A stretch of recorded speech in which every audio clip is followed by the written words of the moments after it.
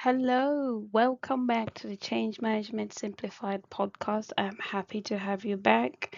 Good morning, good afternoon, good evening. I'm hoping you're having a lovely and bright day like I am having now whilst I record this episode. So today we are continuing as part two with our mindset and growth series. We started off with the previous episode, which was the mirror principle, and this is a continuation of that. And today's topic is us realizing that mindset change is everything. And who's best placed to help us understand and demonstrate this? And so we can see it vividly in our eyes because we've been seeing it, but we don't take notice. The one and only Lewis Hamilton. Look at those stats. 7-time world champion. But why is he 7-time world champion? And how has his mindset contributed to what he's achieved?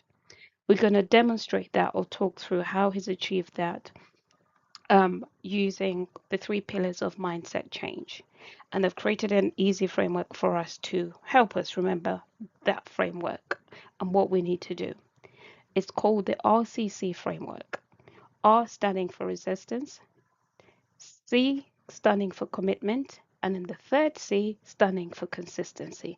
And on the right hand side, I'm trying to demonstrate how this young lady is trying to resist this big gash or wave of water trying to get onto her land. And she is fiercely pushing it back and she's not willing to give up. And that's exactly what we're going to learn and get through this episode. Now, Lewis, everyone will say that Lewis had the dream that refused to quit. What I would say is that Lewis had a dream and he refused to quit. I'm going to repeat it in a different way. This young man decided on who he wanted to be before he was 10 years old. I don't know how he managed to do that because I didn't do that until much later in life. And I'm also just trying to realize that now because I know more and I understand more about what I want to do. Lewis started off knowing what he needed before he was 10. He's told his father and he set out to be the world champion. He wanted to be like Anton Senna. Formerly, he was also a McLaren driver, 3-time world champion. Um, so Lewis set his dad a task. And why is he the strongest? Why am I using Lewis Hamilton as the business case for this episode? Because this is one of the strongest real world demonstration of resistance, commitment, and consistency. And for those who don't know Lewis Hamilton, you really need to go browse the internet and just search Lewis Hamilton, and you will understand the reason and his journey, which I won't go too much into, but I'll give you a flavor of how he's managed to conquer all obstacles for him to turn out to be what he has turned up. Now, the first pillar, resistance. First and foremost, to be resistant, you have to one know what you want. Lewis knew what he wanted from before he was 10 years old. I'm chuckling because I can't believe as young as that he knew, but his mind was set and he wasn't going to be distracted from that dream. He wasn't going to be distracted from the vision. So to me and anybody else or my from my current experience, resistance appears strongest right before meaningful progress. And I personally, or anyone listening to this, you know you are tested to the limits when you want to get something or gain something and you fail on the last minute. So for example, you're trying to do your exams and the pass mark is 50. This bloody post qualification, postgrad qualification, pass difficult, very difficult to pass, and pass mark usually 50%. You get 49% after 3 months of you intensively studying, giving up your social life, going to work full time, and coming back in the evening, and doing revision. And then at the end of the day, the exam comes back and you failed by 1 mark. Is the most disheartening result that you feel has come to light in your life. So you have to make a decision. Is it worth me wasting another 3 months? And I use the word waste intentionally, for you to revise so that you can come back and do and pass your exam, do better? or you just give up. Some people give up and some people move ahead. And those you will find those are the ones who had set out from very early on. I want to pass this exam. I want to be a qualified actuarial. I want to be a qualified accountant. I want to be a qualified solicitor. They will set their mind to it, and no matter what, even if they have to take a couple of receipts, if they've set their mind, they will do it. Now, going back to Lewis as a business case, he entered a sport where almost nobody looked like him, but he started facing this from a very young age because there was no black kids doing this sports. This is predominantly, let's be honest, a very white orientated sport because most black people don't have access to this type of world. But Lewis and his dad, persevered on doing this because Lewis said to dad, I want to be a champion like Anton Senna. And when, Mr. Anthony Hamilton took his son to the track, the son proved him right. Um, so for him, it wasn't because, it wasn't because his dad wasn't going to let any. Firstly, I have to say to the dad, his dad wasn't going to let any discrimination or bias towards his son exclude him from what he loved to do, but also what he could see the son doing. So racism never really held him back. He just put his shutters down and he did what he did best. The family was there collectively. His dad was the manager, he was the technical engineer, he was the planner, he was the driver to the races, and I would say mother, the mothers as well. And also here, what they don't actually say is or mention is also the effort of the mothers behind the scenes. They prepare or get up early in the morning before the two individuals wake up to drive to the track because these tracks are not very close home to make the sandwiches, do the packed lunches for them, but also then in the stadiums, supporting and rooting them on because these two have to be on track. That isn't the engineer. If the car breaks down, he has to quickly try and fix it with the son. Lewis is on track. So not having enough is different from not being enough. And Mr. Anthony Hamilton, I take my hat off to you. You did your best. You got the double jobs. And the other thing you actually did, you also were the first, black manager for Formula One driver. And then from karting, you took your son to 2007 into Formula One. He made it. He made it. And as a rookie, Mr. Hamilton, Lewis Hamilton was a fresh of breath air because we were getting the normal sequence of activities. And then here comes this young boy or young man, never raced in a Formula One car, comes in with McLaren, and he is teamed up with Alonso, who is the current champion. And guess what Lewis does? Lewis outperforms Alonso from the get-go. That was a big shock to Alonso because he didn't expect that. Firstly, Lewis is breaking all the rules. You, as a rookie, you do not come and do better than me, the champion. And even if you're not a rookie, you don't do better than the champion. Alonso was the favorite at that point, but you never guess what.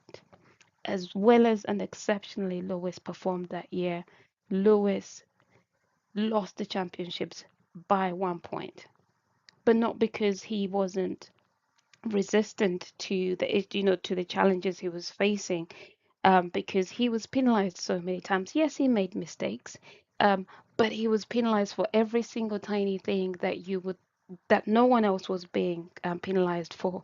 Um, and did that bother him? No. And I remember one time that one of the journalists asked him, Lewis, how come you keep being penalized for everything that you do, everything that everyone else does, but they don't get penalized? And his response was one liner, which was, it's because I was Ali G. Oh, now anyone who knows the Ali G comedy knows what that means. But I can guarantee you, Formula One leadership team and the paddock understood what he said in not so many words. He said it bluntly. They're penalizing me because they believe I don't belong here, and also because I'm black. So the penalties reduced, but they still keep coming up. And what am I saying? What would you do if your biggest failure happened in front of the entire world? Because Lewis wasn't on his high. The Formula One ratings went up the roof. BBC One viewings went up because for us in Great Britain, we had a new driver, in the paddock, and he was outperforming everybody. So we are all championing, Lewis. I'll leave that thought to you. What would you do when you lose the champion by 1 mark in front of the whole world, and yet everyone expected you to win it? So, what am I saying? Bias and exclusion, financial limitations, public failure, self doubt, this should not hold you back.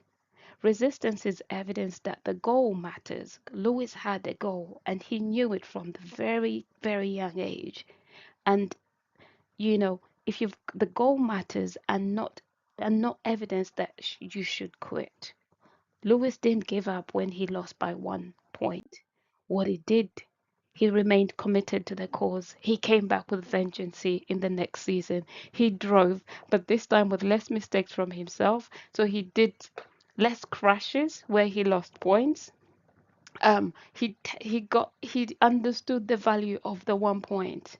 Remember the 1 mark that I mentioned to you before when you're doing your post qualification exams? This was the 1 point that Lewis needed in Formula One that haunts him.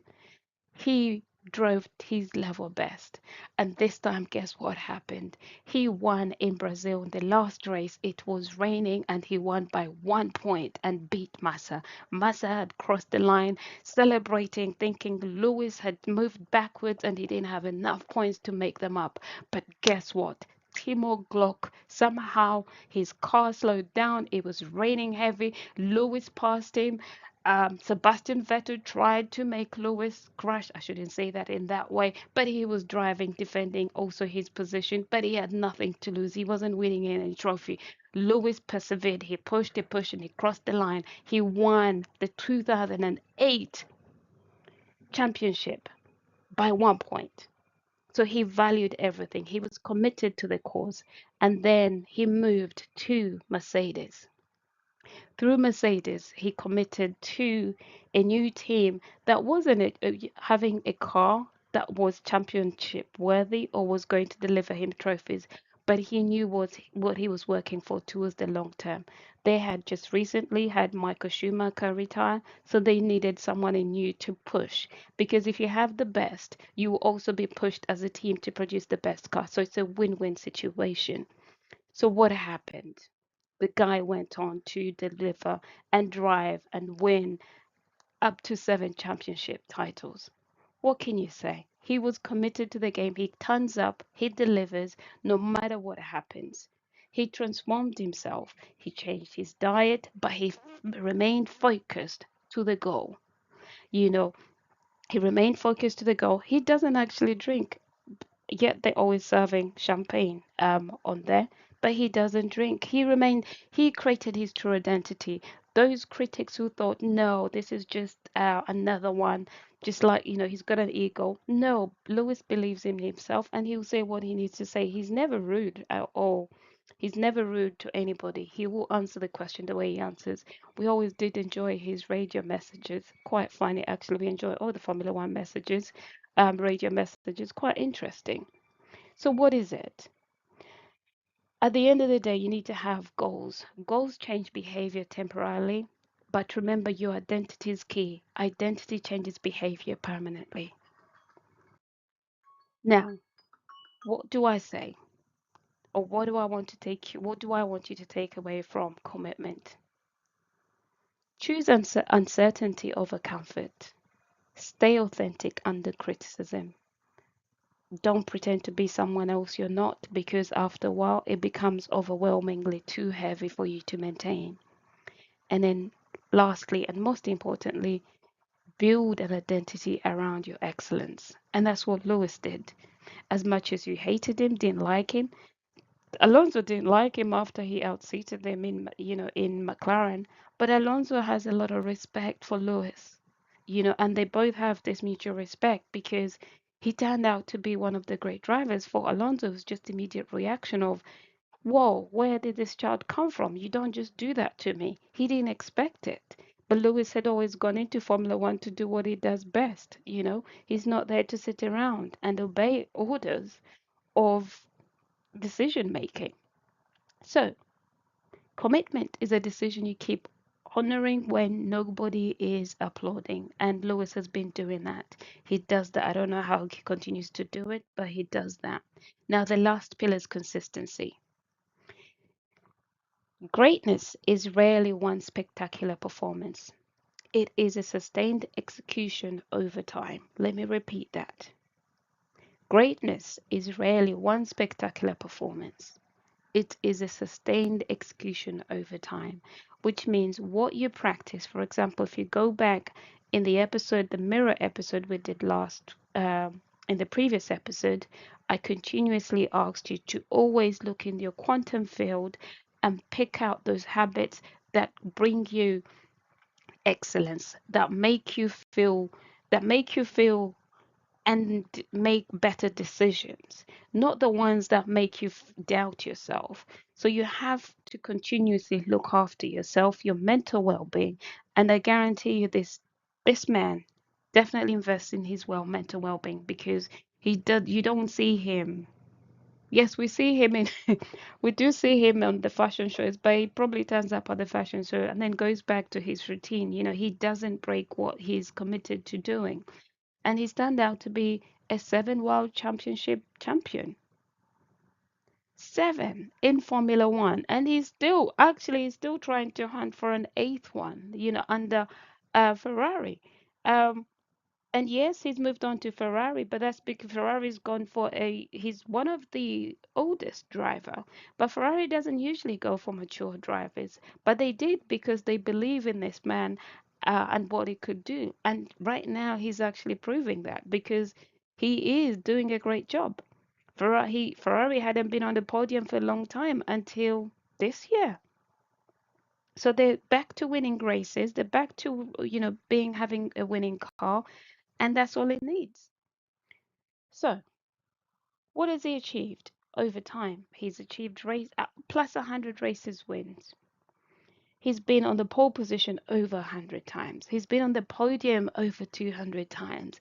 These are all stats that are record breaking, and no one else has had these in the Formula One.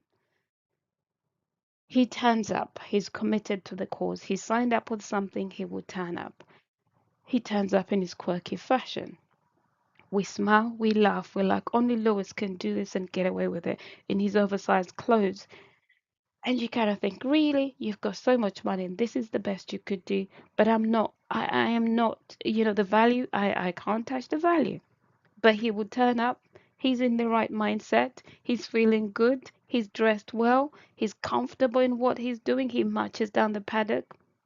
He gets on going, you know? He doesn't abandon his dream. And this is why he achieved all these stats. So what do I leave? What is my last point for each one of these pillars? For resistance, stop thinking you don't belong. Get that out of your mindset. Regardless whether you're from a different background or have limited resources or public failure, these are all things that are summarizing what Lewis has gone through. But that doesn't stop him from turning up on his job smiling because he enjoys and he knows what he's doing and he loves what he's doing and he doesn't care what other people say. The moment you allow people's perspectives to to dictate how you feel and how you turn up on a job, then it's, you're gonna be mentally drained, and yet you can't afford that because you have to turn up at the job and deliver your very best. Now, for act number 2, which is commitment, choose what you want to do. Don't let anybody else choose. Even if it's out of your comfort zone, push. If you're good at it, you will be comfortable. You'll be fine, but you will always look for the very best. So if you're good at something, it's okay if you don't, if everyone else feels you don't belong there, go for it and build your own identity. Now, the last one is consistency. Keep showing up no matter what. Keep showing up because you don't know who's watching. I always say this to Brandon, um, our son, that turn up on a football match and do what you do best. You don't know who's watching. Don't play to the level, the average level that everyone else around you is playing at. Turn up and do your best, because you don't know what the outcome will be, but you're there to enjoy that moment. So if you can deliver and play at your best on that day, why should you hold back? You don't know what tomorrow holds, and you don't know who is actually watching. So, right. Lewis Hamilton did not become a world time champion because resistance disappeared. No. He became a champion because he learned to drive through resistance, committed beyond emotions, and stayed consistent longer than most people stay interested. I am very guilty of that. I am trying, as I go through these topics with you, it's motivating me to keep going and to keep looking in that mirror and looking in the quantum field and looking for um, those positive opportunities to drive me to do and be the best change management or change leadership specialist in this area, plus being the best mindset specialist, because it's what I do with everybody else in my job. So I don't understand why I can't do it beyond my job, but I'm trying to break that. Now I'm going to leave you with one reflection, or question for you to consider. What obstacle have you been using as permission to stop you from doing or from pursuing your dream? Now, we can help you answer that, or you can also answer it. We are going to have a course set up running in October, mid-October. I'll put the link in this episode. Come and join us, and we'll work through it as a group. Let's make this better, because it's easier when we work in a group than as individuals, because this is what I'm seeing for myself. But when you're with other people pursuing the same objective, it's easier because you share the same objective, same passion, same desire, though different objectives in terms of individually. Now, my last point with you guys: resistance tests you, commitment defines you, consistency reveals what you truly become. And on that note, thank you for listening. If you find this podcast beneficial or interesting, please press follow, like, or subscribe. Lastly, and of course, don't forget to spread the word by sharing. Thank you for listening.